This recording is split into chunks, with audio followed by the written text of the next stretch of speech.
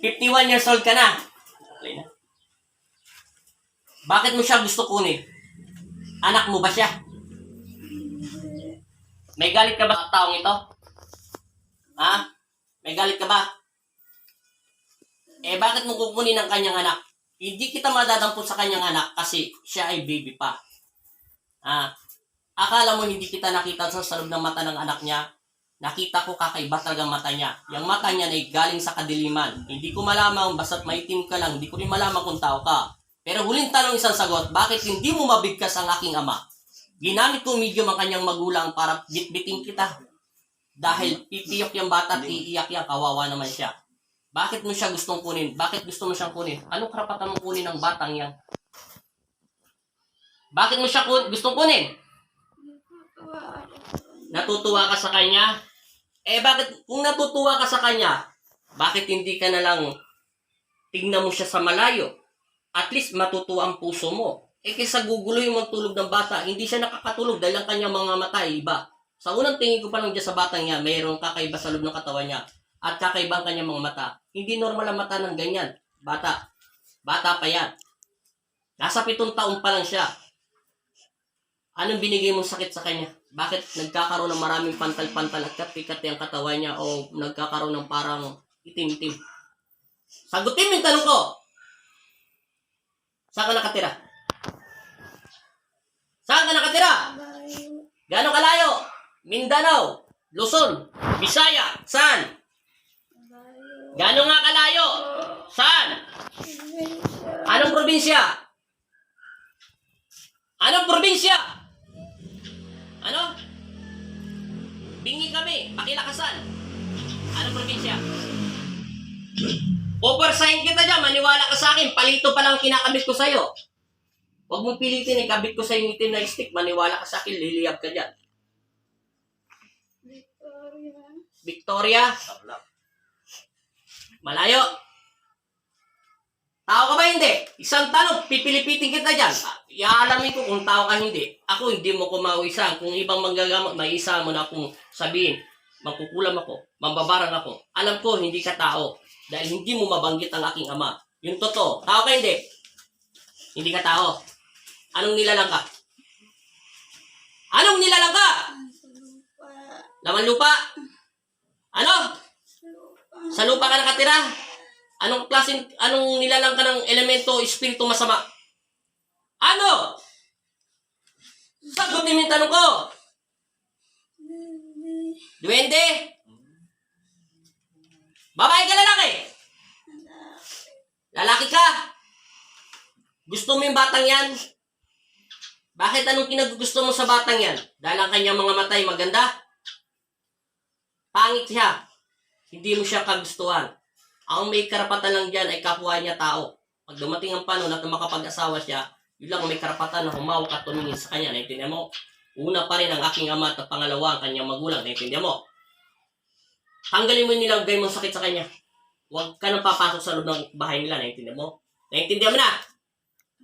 Anong nilagay mo sa katawan niya? Bakit nagningitim at magkakaroon ng pantal-pantal yung mga at ng bata? Anong nilagay mo sa kanya?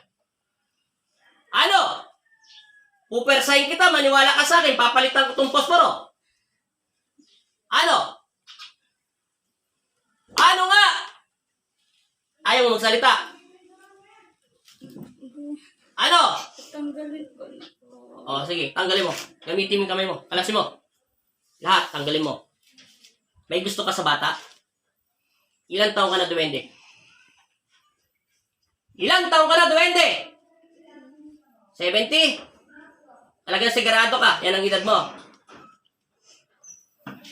Huwag ka magkakagiso sa bata, huwag ka magkakagiso sa tao. Naintindihan mo? Huwag mo siya kukunin. Naintindihan mo? Pag-aari siya ng aking ama. Kaya pala hindi mo mabanggit si Jesus Cristo. Ayaw mo banggitin ang iyong labi. Linisin mo lahat. Bilisan mo. Saan ka nakatira? Yung totoo. Huwag ka na magsinungaling. Maniwala ka sa akin. Di na ano lang kita. Baga pinapadama-dama lang kita. Hindi mo ko maliling lang. Alam ko na kung saan ka nakatira. Gusto ko magmula sa iyong bibig. Saan ka nakatira?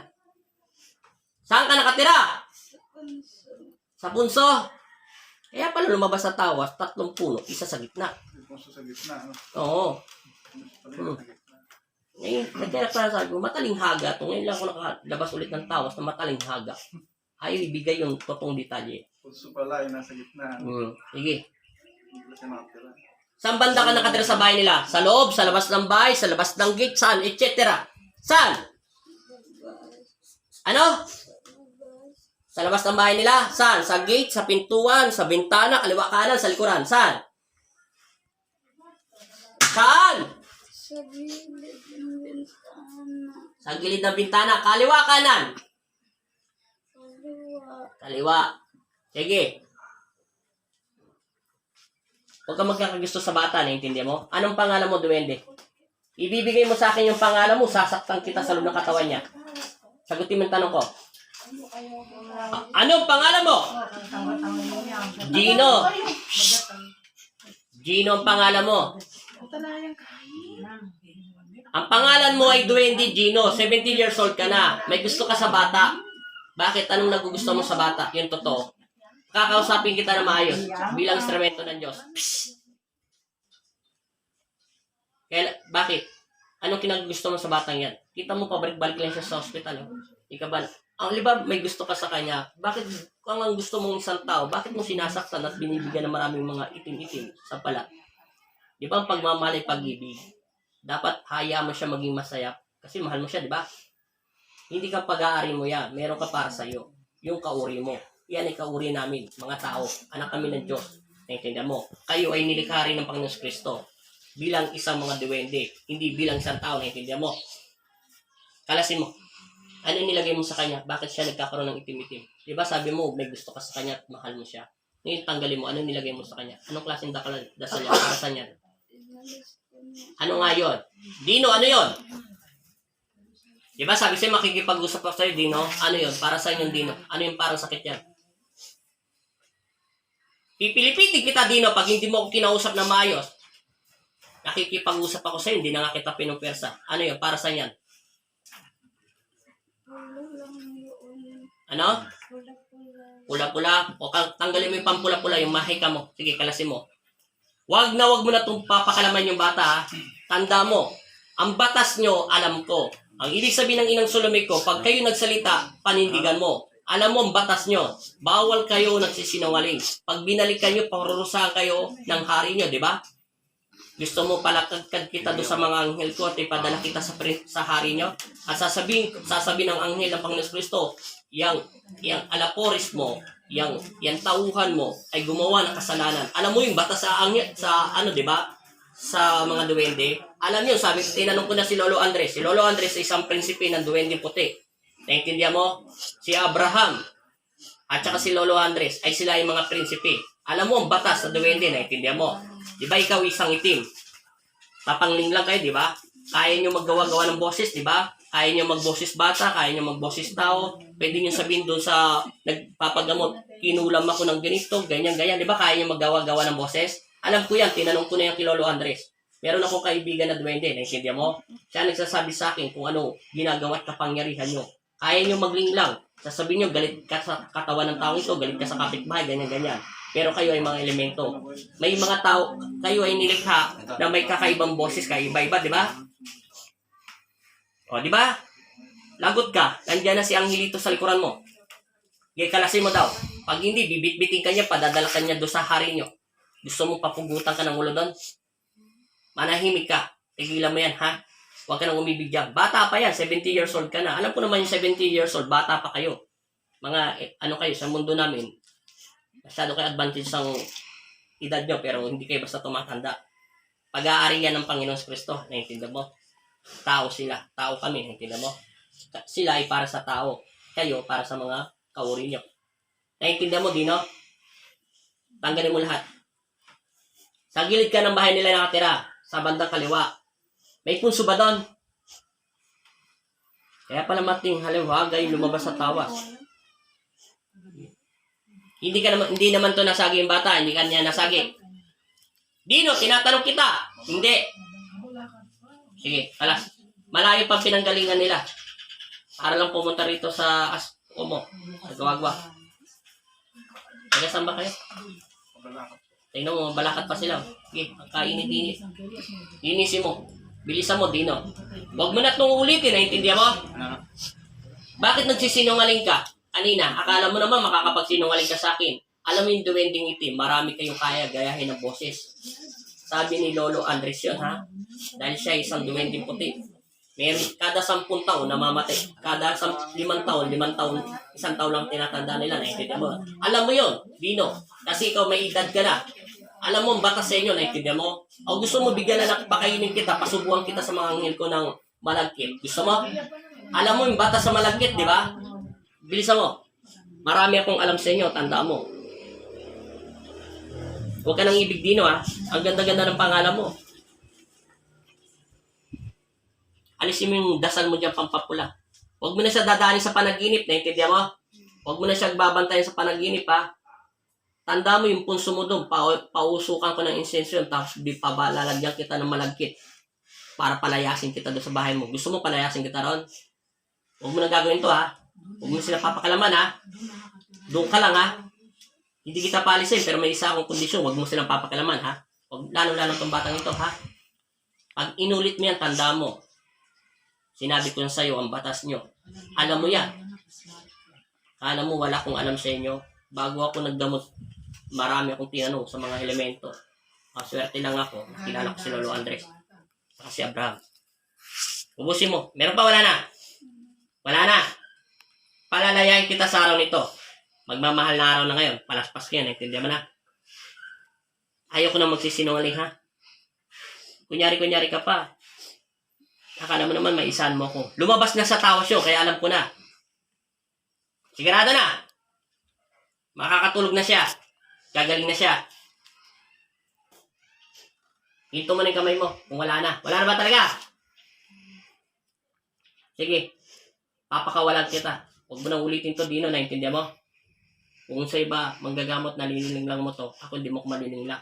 Alam po mga duwende, kaya nila magbago-bago ng boses. Kaya nila 50 pirasong tao magboses o kaya 30. Naintindihan mo? Kasi itim kayo. Kaya nga kayo itim. Lumayas ka na dyan. Inuutusan kita sa pangalan ng aking ama na si Jesu Cristo. Lumayas ka na at bumalik ka na sa pinagalan mo. Usapan, Dino, naintindihan mo? Wag mong papakalaman ng bata, tanda mo. Pupugutan kita ng ulo, tanda mo. Isang pitik ko lang sa'yo, pupugutan kita. Sa tao ay tao, tanda mo. Ang kauri mo ay kauri mo. Meron kayo para sa inyo. Naintindihan mo na? Lumayas ka na. Layas! Sa pangalan ni Jesus, masamang espiritu at masamang elemento, lumayas ka sa loob ng katawan ng babae ito. Inuutusan kita sa pangalan ni... Layas!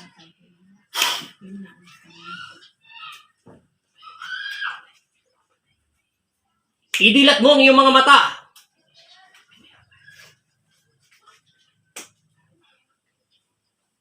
Huwag mo muna idilat. Hindi ka ba makabalik ng diwa mo?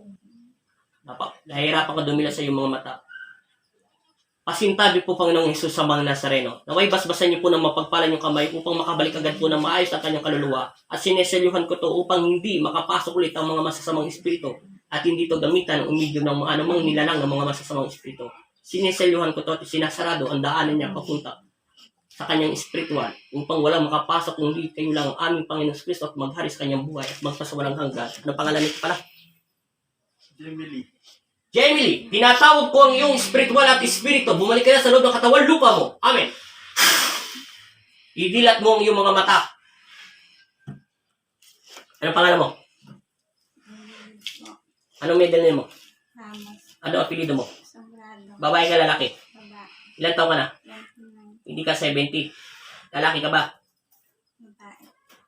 Hindi ka si Dino. Sino si Dino? Sabi mo, pinagpalit mo si Dino. Joke lang yun. Pinapatawa lang kita. May tanong lang ko, simple lang to. Saan ka nakarating? Sa bahay nyo? Ewan ko, kung hindi ka makakapagsabi nyo, hindi ako. Kung meron ka bang nakita liwanag, madilim, etc. Kung saan ka ba dinala ng aking ama? Meron ka ba pinuntahan? Sa loob ng bahay, sa bigla ko. Nasa labas po ako. Nasa loob ka ng bahay nyo. Tapos bigla kang hinatak. Sa labas po. Ano yung humatak sa liwanag o ano? Puti po. Puti. Liwanag yun. Yun ang pag-ibig, yun ang anghel ng Diyos. Hinatak ka niya palabas ng bahay nyo. Paghatak mo ng palabas ng bahay nyo, ano nakita mo? Ano? Tingnan mo ako. Ha? Ano? Sa labas po. Wala ka nakita doon kung ano mga nakatira sa labas ng bahay nyo? Saan ka lumabas? Sa kaliwa, sa kanan? Diba sabi mo, galing ka sa loob ng bahay nyo. Parang may humatak sa iyong liwanag. Saan ka napunta? Sa kaliwa o sa kanan? Saan? Sa kaliwa? Ano yung nakita mo doon sa kaliwa? Madilim na po siya.